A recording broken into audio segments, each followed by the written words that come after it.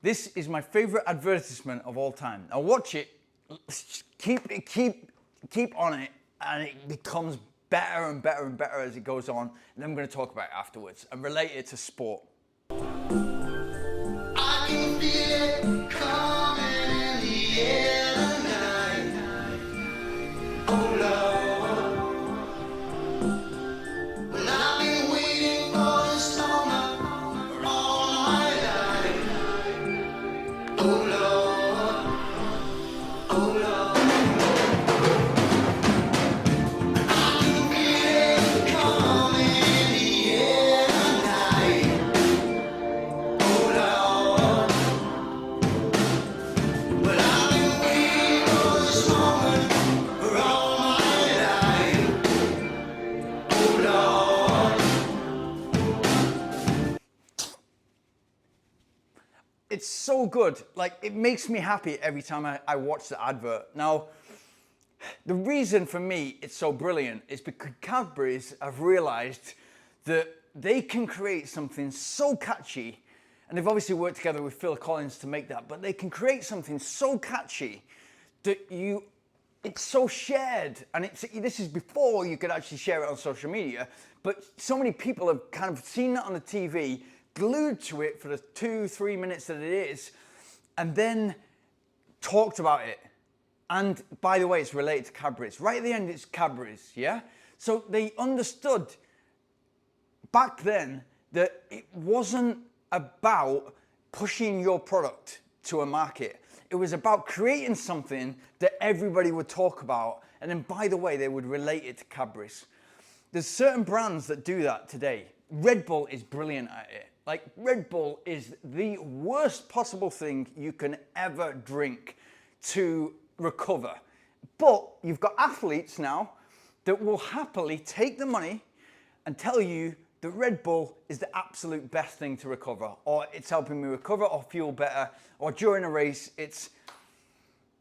some people are going to take the money, yeah? And some people are going to promote something that absolutely makes no sense. But what Red Bull have done, and this is absolutely fair play, Red Bull have inserted themselves into extreme sports, including ultra running, including, like, you know, jumping from diving and all sorts of crazy stuff, diving out of planes, that base jumping, exciting stuff, yeah? And now they're getting involved with ultra running. Now they've been involved with ultra running for a few years, but they're getting involved. But if you go to their Instagram page, you're not going to see a product photo on any of their pictures. Why? Because they understand that people don't like being sold to. They don't like products being pushed down their throat. What they like and what they understand deeply is that people will watch those videos if they can capture that person's attention and say, look at this guy jumping from a cliff, or look at this guy running through a place where you're not supposed to run on the top of the mountain, or whatever, yeah? They understand that, and they understand that they can then attach, okay, what's that guy's helmet is Red Bull, or that guy's ski suit is Red Bull, or that guy's wearing a Red Bull cap. And therefore, okay, it links to when I go out tonight and I have a Red Bull and vodka. Red Bull and vodka, when did that become important? Or when did that become a thing? It was always vodka and Coke, right? And then all of a sudden, you know, there's so much more caffeine and so much more kick, and there's other things in Red Bull that make it the perfect drink to mix with vodka. Like Red Bull and vodka became a thing. So then when people would go over there, and of course, Red Bull gives you wings. Is that false marketing?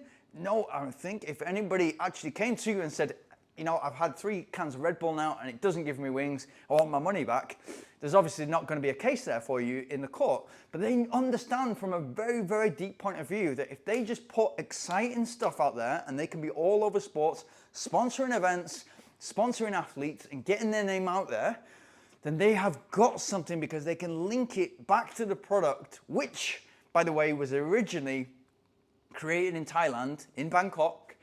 And then it was, I think, a toothpaste salesman who said, wow, what is this stuff? And if you go to Thailand, you can actually have the original Red Bull, which they wouldn't be able to sell in Europe, because it's like drinking rocket fuel. It's absolutely insane, the kick you get from there. Lorry drivers use it when they're traveling long distance.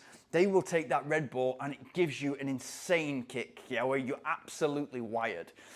So the traveling toothpaste person who landed in Bangkok, don't know where he's from exactly, it might be from the UK, He said, I think I can sell this product for you, but you need to westernize it. You need to make it like a Coca-Cola, put it in a Coca-Cola can and make it so that it's kind of similar to the other brands, but it's going to give them much more kick, and then it's a branding thing. But look at their Instagram page. Look at how they never mention products. They never have a picture of products. It's always about the athletes and the events and the exciting stuff that those athletes are doing at those events. That's master marketing. And it's exactly the same back then with Cadbury's, with a gorilla playing the drums. Happy weekend.